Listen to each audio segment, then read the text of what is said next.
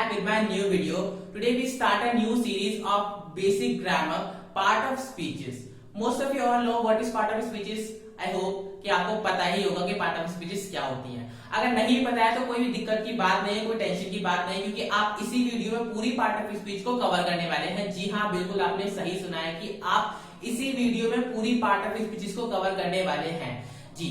तो हम इस वीडियो में देखेंगे कि पार्ट ऑफ स्पीच क्या क्या रूल्स होते हैं, एग्जैक्टली उसके कौन कौन से टाइप्स होते हैं और उसका एक ओवरव्यू टाइप से लेंगे. ठीक है, और आगे आने वाली वीडियोस में हम उसको अच्छे से डिस्क्रिप्टिव नॉलेज देंगे पार्ट ऑफ स्पीचेस की, जिस लाइक की अलग अलग टाइप से अलग अलग वीडियोस होंगी. तो आज हम इसका ओवरव्यू लेने वाले हैं कि पार्ट ऑफ स्पीचेस क्या होती है. तो अपनी वीडियो शुरू करने से पहले अगर आपने अभी तक हमारे चैनल सब्सक्राइब नहीं किया है तो अभी के अभी चैनल को सब्सक्राइब कर दीजिए, ताकि आपको हमारे आने वाली वीडियोस की नोटिफिकेशन टाइम टाइम पर मिलती रहे. तो बिना देरी के अपनी वीडियो को शुरू करते हैं. Let's begin.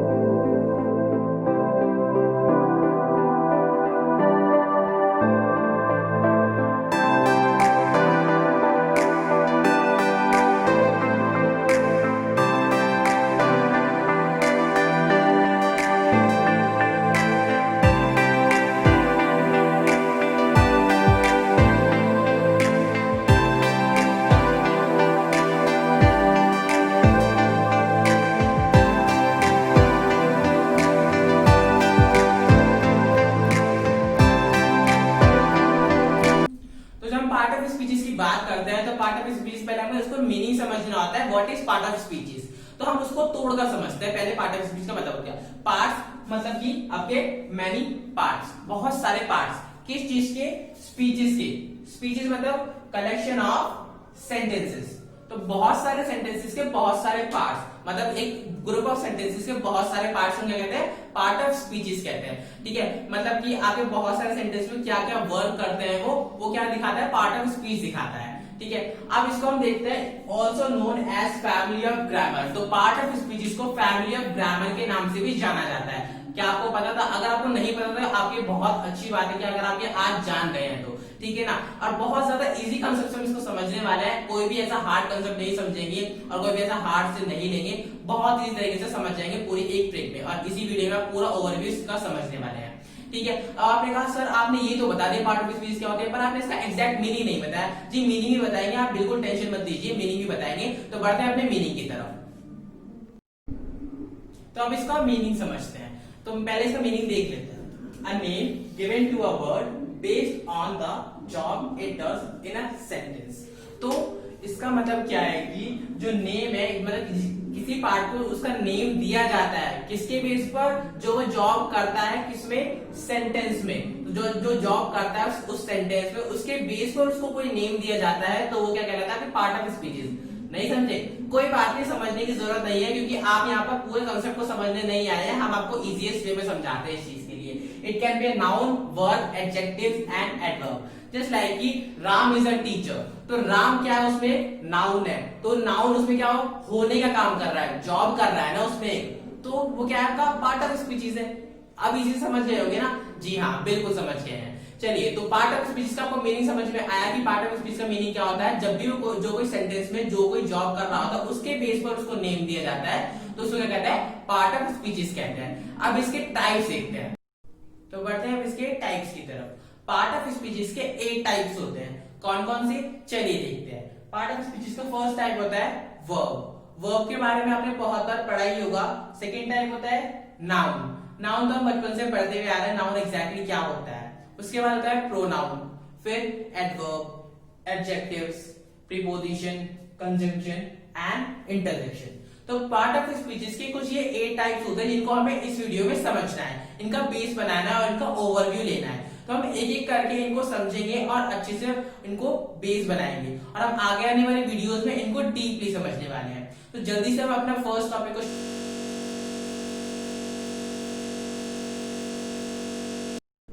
तो बढ़ते हैं अपने फर्स्ट कंसेप्ट की तरफ. वर्ब.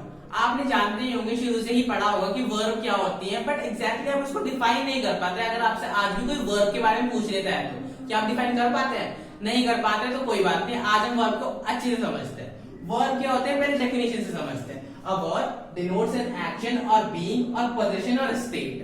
तो आप जब भी कोई सेंटेंस बनाते हैं तो उसमें वर्ब आप पढ़ते हैं, हेल्पिंग वर्ब पढ़ते हैं, मेन वर्ब पढ़ते हैं, आप बहुत ज्यादा कंफ्यूज जाता है कि दोनों में क्या डिफरेंस होता है। सर हमें समझ में नहीं आता कि क्या डिफरेंस होता है। आपको समझने की जरूरत भी नहीं है, आपको ये डेफिनेशन समझने की जरूरत नहीं है, आपको सिर्फ इतना समझना है वर्ब क्या करती है, बस आपको डेफिनेशन समझ के क्या करना है, कहां पर लेके आए हैं जी, आपको डेफिनेशन की कोई जरूरत नहीं है, आपको सिर्फ मतलब समझना है। तो मतलब समझते हैं, मतलब क्या है इसका, वर्ब जहां पर भी कोई काम आ रहा हो वहां पर वर्ब होती है, जहां पर कोई होना आ रहा हो बीइंग वहां पर वर्ब होती है। सर काम तो समझ में आया पर बीइंग होना समझ में नहीं आया जी, वो भी समझ में आ जाएगा एग्जाम्पल के थ्रू, वो समझते हैं अभी थोड़ा सा आगे और देखते हैं।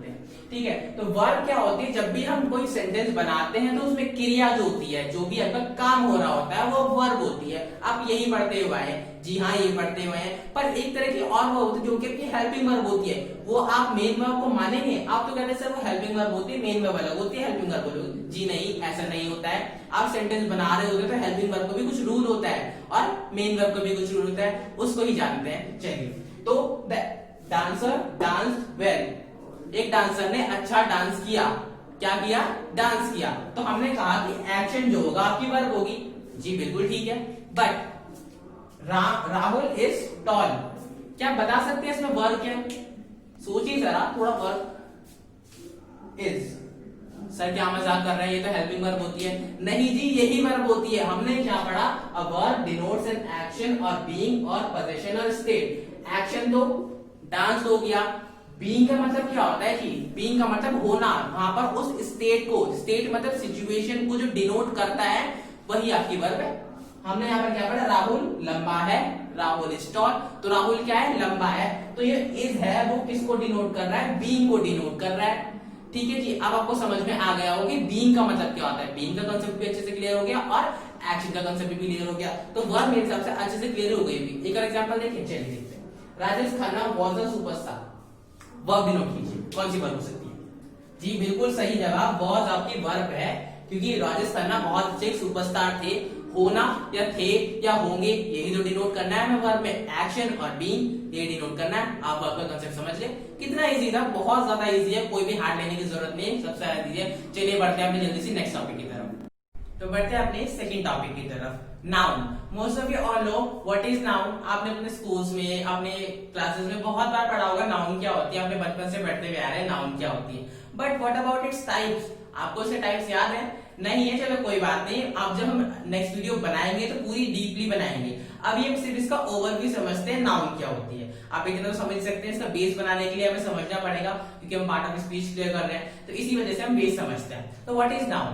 Most of you all know what is the definition, a name given to a person, place, thing, idea, feeling को नाउन कहते हैं।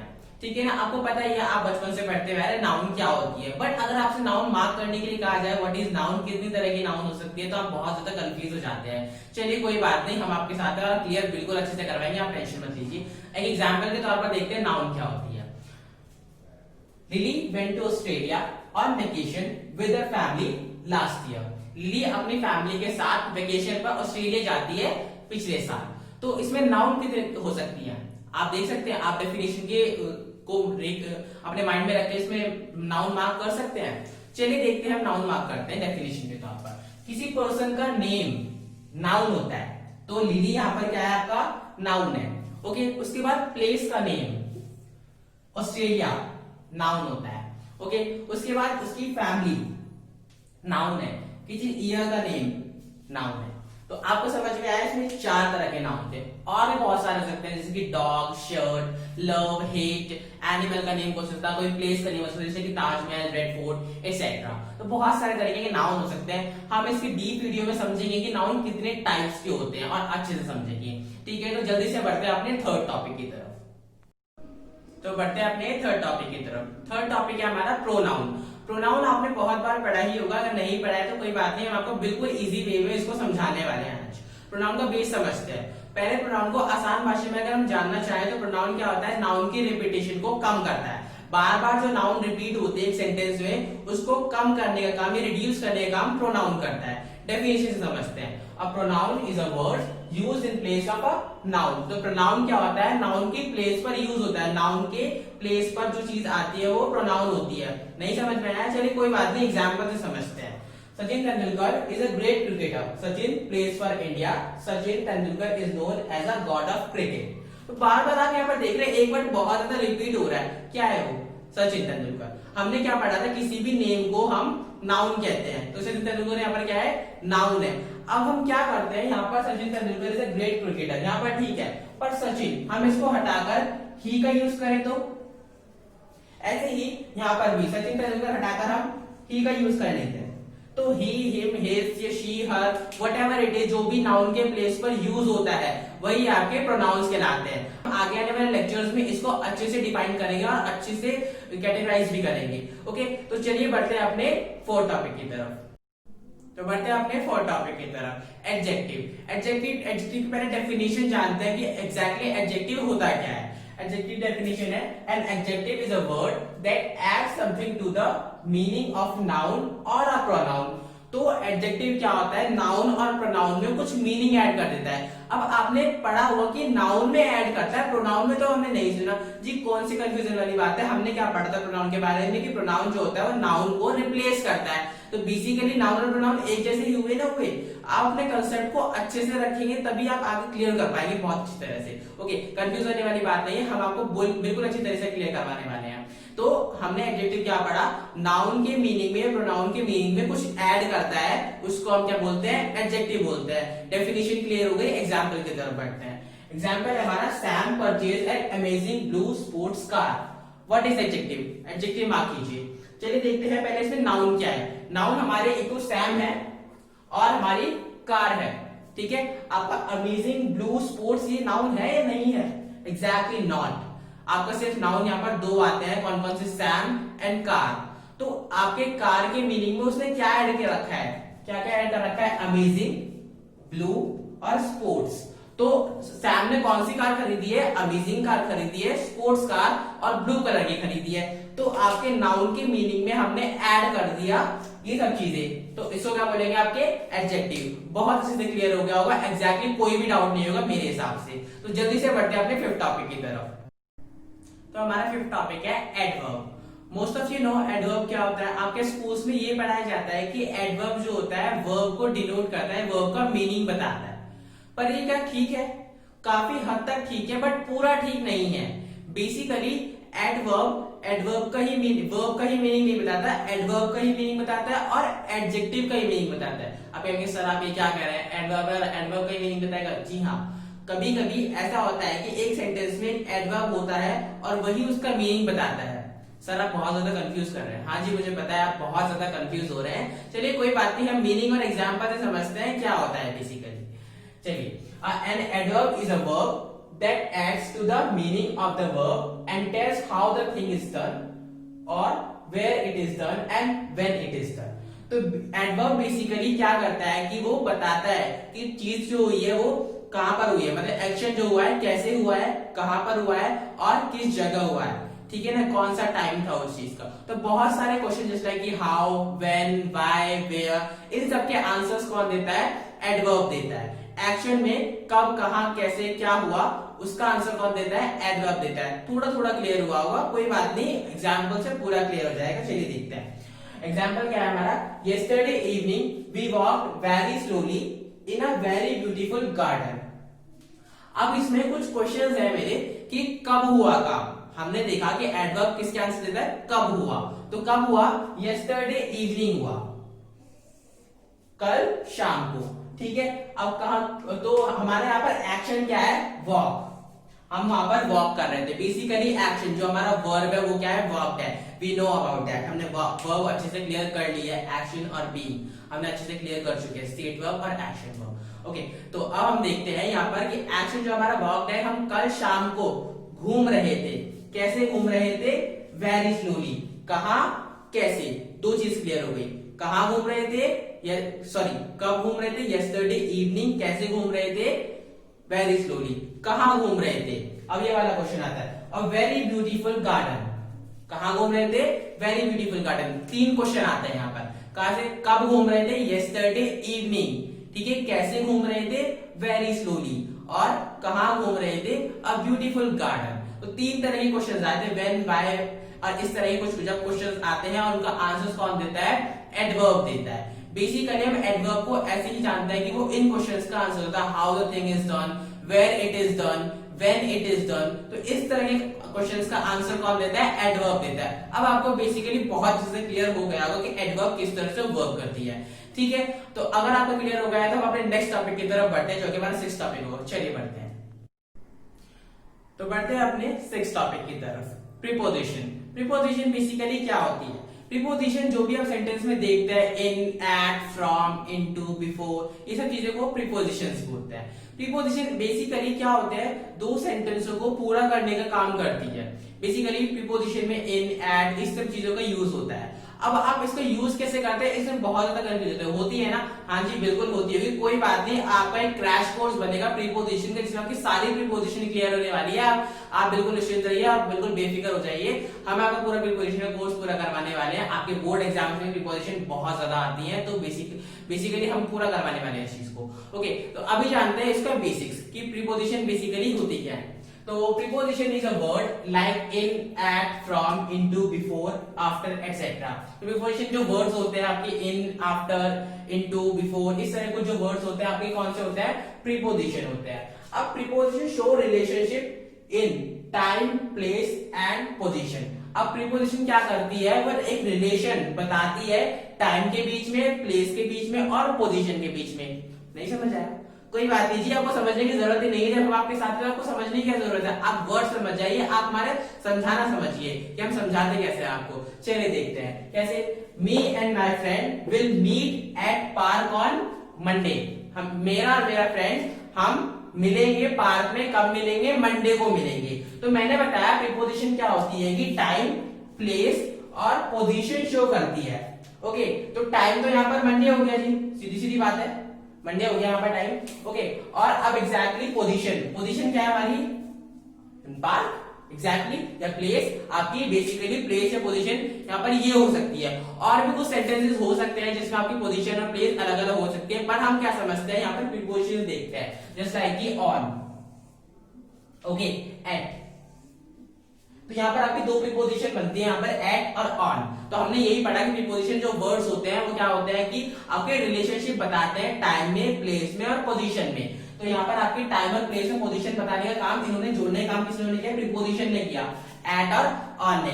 अगर आपको अभी भी थोड़े बहुत डाउट है तो हमारी फर्दर वीडियो जो बनेगी, यहाँ पर आपकी क्रैश कोर्स वीडियो बनेगी प्रीपोजिशन की, आप उससे पूरे कंसेप्ट को समझ जाएंगे। वहां पर हम आपको एक एक प्रीपोजिशन को अच्छे से डीपली समझाने वाले हैं। तो आप बिल्कुल भी चिंता मत कीजिए कि आपको समझ में नहीं आया, आपको कोई परेशानी है इस चीज की। आप मिड पॉइंट क्लासेस से जुड़े हुए हैं, हमारी फैमिली से जुड़े हुए हैं, आपको बिल्कुल चिंता करने की जरूरत नहीं है। हम आपको पूरा करवाने की जिम्मेदारी रखते हैं। ओके, तो जल्दी से बढ़ते हैं अपने नेक्स्ट टॉपिक की तरफ।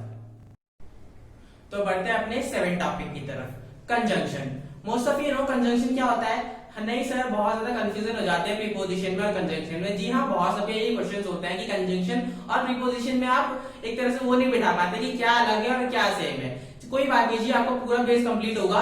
अब देखते हैं कंजंक्शन को। प्रीपोजिशन में हमने क्या समझा? टाइम रिलेशन बताता है वो किसके बीच में? टाइम, प्लेस एंड पोजीशन के बीच में। कंजंक्शन क्या करता है? A conjunction is a word that joins two words, clauses and sentences. Conjunction क्या करता है? दो सेंटेंस को जोड़ता है, दो क्लॉजेस को जोड़ता है, दो वर्ड्स को जोड़ता है। सर आपने वहां भी तो यही बताया था कि जो प्रीपोजिशन होता है वो भी रिलेशन बताता है, टाइम, प्लेस और सेंटेंस में ही तो आता है वो भी। उसमें क्या अलग हुआ? जी अलग है। अब देखते हैं अच्छी तरह से इस चीज को, एग्जाम्पल के तौर पर समझते हैं। हमने पढ़ा कि दो वर्ड्स को जोड़ता है, एक क्लॉजेस को या फिर सेंटेंसेस को, यही तो पढ़ा हमने। तो Ram and Shyam are good friends. तो राम एंड श्याम जो है वो दो अच्छे फ्रेंड्स हैं। तो यहाँ पर हम किसको जोड़ रहे हैं? दो दोस्तों को जोड़ रहे हैं। किसको? राम को और श्याम को। दोनों अच्छे दोस्त हैं। इसी तरह से हमारा सेकंड सेंटेंस क्या है कि he is thin but healthy. वो पतला है पर कोई बात नहीं, इतना ठीक है, मतलब इतना अच्छा है, हेल्दी है वो, इतना भी पतला नहीं है। पतला तो है पर हेल्दी है, इतना भी पतला नहीं है वो। तो हमने क्या करा? दोनों सेंटेंस को जोड़ दिया। अब कंजंक्शन की जब बात करते हैं तो हम एक गलती कर जाते हैं। वो क्या गलती होती है कि कंजंक्शन में हम उन्हीं सेंटेंस को जोड़ते हैं जिनका एक दूसरे के साथ रिलेशन होता है, मतलब कि जो एक दूसरे के साथ सिटेबल होते हैं। सिटेबल नहीं होते तो हम उनको नहीं जोड़ते हैं। कंफ्यूज होने की बात नहीं है। जब हमारा कंजंक्शन का पूरा एक सीरीज आएगी, कंजंक्शन के लिए वीडियो आएगी, आपको उससे पूरा कंजंक्शन क्लियर हो जाएगा। अभी आपको कंजंक्शन क्लियर करने के लिए मैं कुछ वर्ड दे रहा हूं जो कंजंक्शन में यूज होते हैं। कौन कौन से वो वर्ड्स हैं? वो वर्ड्स हैं एंड, बट, और, सो, बिकॉज। तो आपके कुछ वर्ड है जो कंजंक्शन में यूज होते हैं, दो सेंटेंस को जोड़ा जाता है, जैसे लाइक कि I am doing this and because of this, तो हम दो सेंटेंस को जोड़ देते हैं इस तरह से, एंड से जोड़ देते हैं, सो से जोड़ देते हैं, और से जोड़ देते हैं, तो ये आपके प्रीपोजिशन नहीं होते हैं, ओके, ये आपके कंजंक्शन होते हैं। तो आपके दो तरीके हैं कंजंक्शन याद करने के, या तो आप इन वर्ड्स को याद कर लीजिए, बहुत ज्यादा सिंपल हो जाएगा, वरना आप पूरा कंसेप्ट समझ लीजिए वर्ड्स को याद करते हुए। तो दोनों को अच्छे से समझेंगे तो मेरे हिसाब से आपका पूरा टॉपिक इतनी चुटकियों में क्लियर हो जाएगा कि आपको भी पता चलेगा कि आपने कंजंक्शन कब पढ़ लिया और कब समझ लिया। बहुत ईजी था ना कंजंक्शन समझना। अब आने वाली वीडियो में पूरा अच्छे से समझाएंगे कंजंक्शन होता क्या है। जल्दी से बढ़ते हैं अपने 8 टॉपिक की तरफ। तो बढ़ते हैं अपने 8 टॉपिक की तरफ, इंटरजेक्शंस। इंटरजेक्शन आपने शायद बहुत ही रेयरली पढ़ा हो, या फिर आप जानते ना हो एग्जैक्टली इंटरजेक्शन क्या होता है। इंटरजेक्शन कोई बड़ी चीज नहीं है, बहुत ज्यादा इजी चीज से हम इंटरजेक्शन को समझ सकते हैं। देखते हैं, चलिए, words like wow, ouch, oops, hey, hi are called interjection. तो जो भी वर्ड्स होते हैं जिसमें अपने एक्साइटमेंट वो करते हैं, अपना शौक दिखाते हैं, या फिर कोई भी ऐसी चीजें जिससे हम बहुत ज्यादा एक्साइटेड हो जाए, शॉक हो जाए, या फिर हुर्रे, विक्ट्री, इस तरह से ब्रेवो, इस तरह के वर्ड जिनके आगे एक्सक्लेमेटरी साइन लगता है, वो आपके इंटरजेक्शंस होते हैं। ओके, तो आप बहुत ज्यादा इजी वे से अगर इसको समझना चाहें तो जिनके आगे एक्सक्लेमेटरी साइन लगता है, एक्सक्लेमेटरी साइन मतलब जो भी जानते हैं वो ये वाला साइन होता है, ऐसे करके ऐसे वाला जो साइन होता है वो आपका इंटरजेक्शन साइन होता है। तो वो जिसके आगे लग जाता है वो आपके इंटरजेक्शंस हो जाते हैं। जस्ट लाइक कुछ सेंटेंसेस देखते हैं। ओके, तो wow you purchase a new car. Wow, तो यहाँ पर आपने अपना एक्साइटमेंट दिखाया कि wow you purchase a new car. Wow, इस तरह से आप दिखाते हैं तो मतलब कि आप एक्साइटमेंट में हैं, अब आप उसके लिए बहुत ज्यादा खुश हैं। ओके, उस तरह से दूसरा, oops, I did a little mistake. तो आप अपनी एक तरह से वो प्रेस कर रहे हैं कि मैंने छोटी सी मिस्टेक कर दी, oops I did a little mistake. Okay, तो इस तरह से आप कहते हैं, तो एक्सक्लेमेटरी साइन जहां पर लग जाता है वहां पर आपके इंटरजेक्शंस होते हैं। तो आई होप आपको इंटरजेक्शन बहुत अच्छे से क्लियर हो गए होंगे। तो यहाँ पर हमारे 8 पार्ट ऑफ स्पीचेस कवर हो जाते हैं और आपको अच्छे से समझ भी आ गए होंगे कि 8 पार्ट ऑफ स्पीचेस क्या होते हैं। It is just a overview. तो ये एक ओवरव्यू था। हमारी आने वाली वीडियोस में हम इनको अच्छे से कवर कराएंगे, अच्छे से इनकी डीप नॉलेज देंगे, ताकि आप अपने एग्जाम्स में या फिर आपके एजुकेशन में कोई भी कमी ना हो। ओके, तो अगर आपको ये वीडियो पसंद आई तो आप हमारे चैनल को सब्सक्राइब कर सकते हैं और हमारे बेल आइकन को प्रेस करना ना भूलें, ताकि आपको हमारी आने वाली वीडियोस की नोटिफिकेशंस मिलती रहे। और आप हमें इंस्टाग्राम पे फॉलो कर सकते हैं @midpointclasses, और हमारा फेसबुक पेज भी लाइक कर सकते हैं @midpointclasses। आप हमारे साथ बने रहिए, हम भी आपके लिए यूजफुल वीडियोस लाते रहेंगे। Keep learning, keep supporting. Thank you so much.